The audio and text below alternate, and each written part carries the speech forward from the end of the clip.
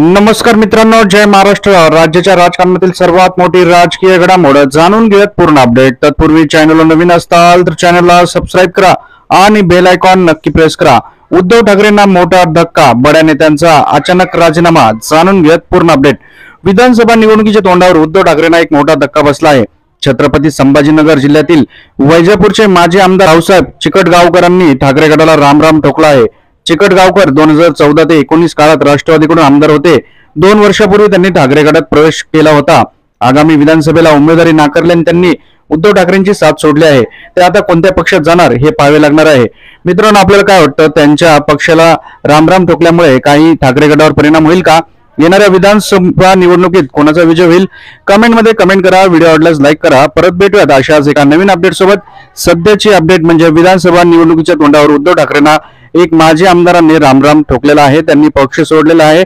आता ते पुढील 2-4 दिवसात दुसऱ्या पक्षात जाणार आहेत, अशा प्रकारची प्राथमिक माहिती मिळत आहे. परत भेटूयात. जय महाराष्ट्र.